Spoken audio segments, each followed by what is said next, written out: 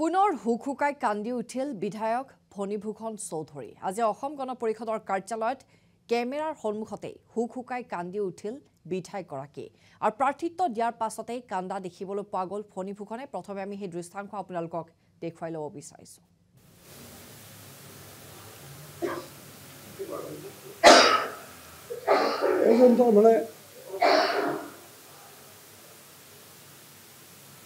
আদৰ্শ স্বামী মই হ'ব এইটোৱে মোৰ জীৱনত আটাইতকৈ মোৰ তাৰমানে দুখ থাকি যাব।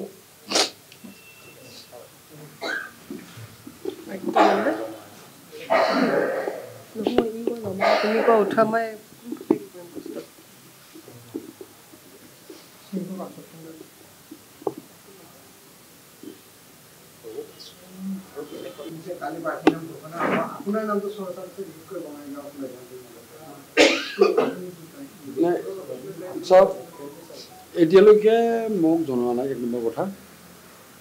মই বাহিৰে বাহিৰে শুনি আছোঁ যে মোৰ নামটো চৰ্চাত আহিছে, কিন্তু এতিয়ালৈকে মোক জনোৱা নাই। দ্বিতীয় কথাটো হ'ল মই বৰ্তমান বঙাইগাঁও সমষ্টিৰ বিধায়ক হৈ আছোঁ, আৰু বঙাইগাঁও সমষ্টিৰ ৰাইজে বিচাৰিছে যে মই বিধায়ক হৈ থকাটোৱে বিচাৰিছে। তেওঁলোকে তাৰমানে পাৰ্লিয়ামেণ্টত যোৱাটো বঙাইগাঁও সমষ্টিৰ ৰাইজে বিচৰা নাই। মই আৰু এই কথাটো এইটোও ক'ব লাগিব যে অকল বঙাইগাঁও সমষ্টিৰেই নহয়, বৰপেটা লোকসভা সমষ্টিৰে যথেষ্ট সংখ্যক লোকে মই তাৰমানে সাংসদ হৈ যোৱাটো বা সাংসদ হৈ যোৱাটো নহয়, নিৰ্বাচনত প্ৰতিদ্বন্দ্বিতা কৰাটো বিচৰা নাই। আৰু ময়ো আজিৰ দিনটোত আচলতে মই নিৰ্বাচনত অৱতীৰ্ণ হ'ম বুলি মই নিজেও ভবা নাই। মই এই বিষয়ত আপোনালোকক ক'লোঁ। আৰু মই আগতে এদিন কৈছিলোঁ যে মই সমষ্টিবাসী ৰাইজৰ লগত কথা পাতিব লাগিব, আৰু দলৰ নেতৃত্বৰ লগতো মই কথা পাতিব লাগিব। দলটোৰ নেতৃত্বৰ লগত কথা পতাৰ পিছতহে মোৰ সন্মতি অসন্মতিৰ কথাটো কিয় মই খেলিব খোজা নাই, কিয় মই ইয়াৰ MLA হৈ থাকিব বিচাৰিছোঁ, এই কথাখিনি মই দলৰ নেতৃত্বক ক'ম। আৰু দলৰ নেতৃত্ব কোৱাৰ পিছত মই ভাবোঁ যে দলৰ নেতৃত্বই মোৰ কথাখিনি তেওঁলোকে উপলব্ধি কৰিব, আৰু তেওঁলোকে নিশ্চয় এটা স্থিৰ সিদ্ধান্ত আলোচনা হোৱা নাই দলৰ লগত। যদি দলে কিবা কাৰণত আপোনাক পঠিয়াব বিচাৰে আৰু আপোনাৰ সমষ্টিৰ ৰাইজে পঠিয়াব নিবিচাৰে, আপুনি সেই সময়ত কেনেকুৱা এটা সিদ্ধান্ত? সেই সময়ত মই চাওঁ, মই দলৰ কাৰণে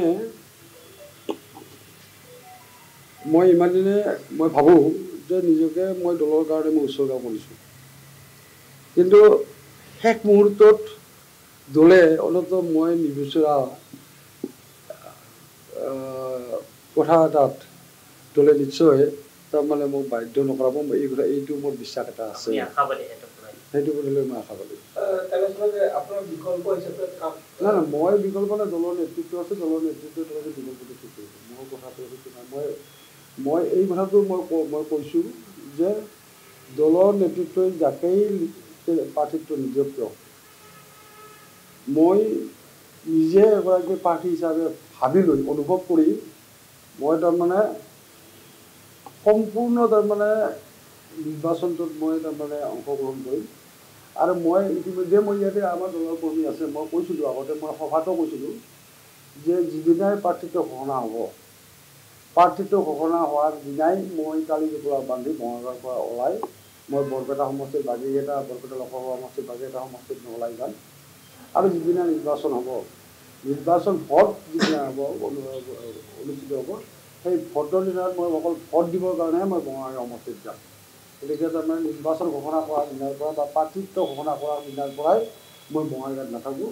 মই বাকী সমষ্টিসমূহত তাৰমানে মই নিজকে তাৰমানে দলৰ প্ৰাৰ্থীত জয়যুক্ত কৰাৰ ক্ষেত্ৰত। আৰু এয়া আছিল ফণীভূষণ চৌধুৰীৰ মন্তব্য। যিহেতু আচলতে নেতৃত্বই, দলীয় নেতৃত্বই চূড়ান্ত কৰিছে যে তেওঁ বৰপেটা সমষ্টিৰ পৰা প্ৰাৰ্থিত্ব আগবঢ়াব, কিন্তু তেওঁ কোনোপধ্যে আচলতে প্ৰাৰ্থিত্ব আগবঢ়াব বিচৰা নাই। বাৰে বাৰে তেওঁ কৈছে যে মই দলীয় নেতৃত্বৰ আলোচনা কৰিম।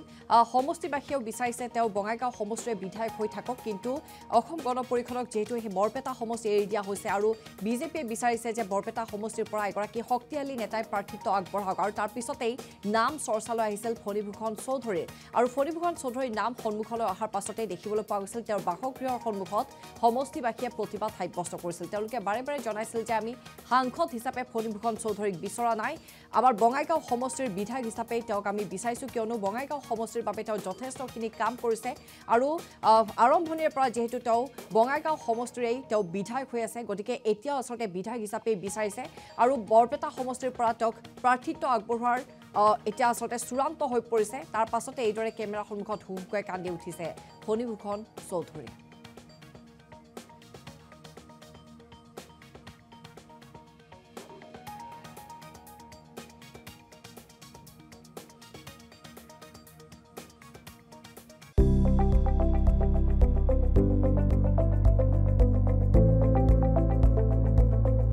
NB News, সহজ সৰল ভাষাত নৱভাৰতৰ কথা।